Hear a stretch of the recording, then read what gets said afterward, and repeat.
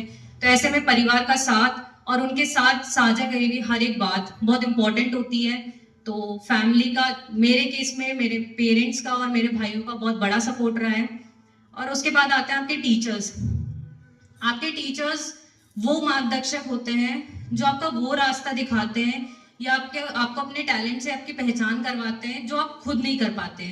तो मेरी लाइफ में ऐसे बहुत सारे टीचर्स रहे हैं, पर उनमें से एक हैं डॉक्टर प्रेम सर, जिन्होंने वो रोल प्ले किया है।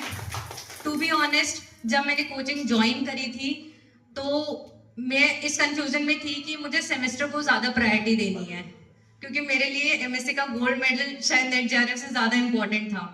और सर मुझे हमेशा समझाते थे कि नेट जेआरएफ के 10 नंबर होते हैं और गोल्ड मेडल के शायद एक भी नंबर नहीं होता। बट फिर भी उन्होंने, वो ऐसा टाइम था थर्ड सेमेस्टर जहाँ पे सेमेस्टर में मार्क्स बनाना भी इम्पोर्टेंट था और नेट जेआरएफ क्लियर करना भी इम्पोर्टेंट था।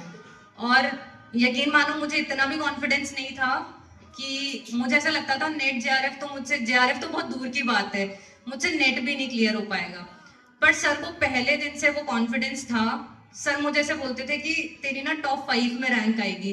तो मुझे लगता था कि सर जैसे छोटे बच्चे को ऐसे बहलाते हैं ना हम लोग कि नहीं नहीं तू कर लेगा, हो जाएगा, तो मुझे ऐसा लगता था सर मुझे ऐसे बहला रहे हैं, तो मैं इसे ज़्यादा सीरियसली नहीं लेती थी।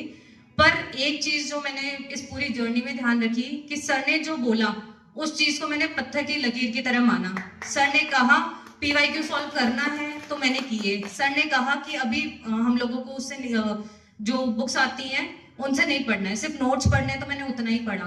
तो सर की कही हुई हर एक बात मैंने ना सिर्फ नेट तक मानी बल्कि पूरी जर्नी में, असिस्टेंट प्रोफेसर तक की जर्नी में मैंने हमेशा मानी।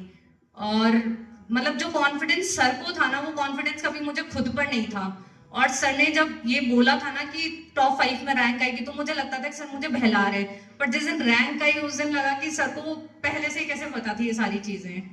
और टू बी ऑनेस्ट, सर ने असिस्टेंट प्रोफेसर वाले के लिए भी बोला था कि तेरी फर्स्ट या सेकंड रैंक आ सकती है। मैंने बोला सर वो तो चलो ठीक है, नेट तो हो गया, ये हर बार थोड़ी होता है ऐसे। पर इस बार भी वो सच हुआ। तो जो कॉन्फिडेंस आपके टीचर्स को आप पे होता है ना, वो बहुत इंपॉर्टेंट होता है, क्योंकि ऐसे बहुत सारी स्टेजेस होती हैं हमारी लाइफ में जहाँ हम डगमगा जाते हैं। और मैंने कभी इस कोचिंग को कोचिंग नहीं माना और सर को कभी मतलब एज ए टीचर ना मान के अपना गाइड ही माना हमेशा। और सर की कहीं भी हर एक बात मैंने फॉलो करी है। सर ने जो जिस टाइम कहा मैंने वो उस टाइम फॉलो किया है।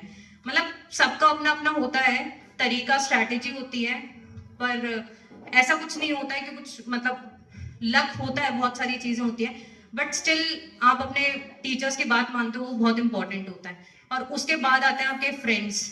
फ्रेंड्स वो होते हैं जो इस पूरी जर्नी में ना, जिनको हर एक चीज पता होती है, आपकी पर्सनल चीज भी पता होती है, आपकी प्रोफेशनल चीज भी पता होती है। और फ्रेंड्स वाकई बहुत इंपॉर्टेंट रोल प्ले करते हैं, क्योंकि वो इस पूरी जर्नी में आपकी हर एक बात सुनते हैं। मतलब बहुत सारी टाइम ऐसा होता है कि जब हम सारी चीजें सब लोगों से मतलब साझा नहीं कर सकते, वो सारी बातें हम अपने फ्रेंड से कर सकते हैं। और मैंने इस पूरी जर्नी में ऐसे बहुत सारे फ्रेंड्स कमाए जिन लोगों ने सच में बहुत साथ दिया। तो thank you so much, thank you sir, thanks to all those friends, and one of them is Pinky. तो प्लीज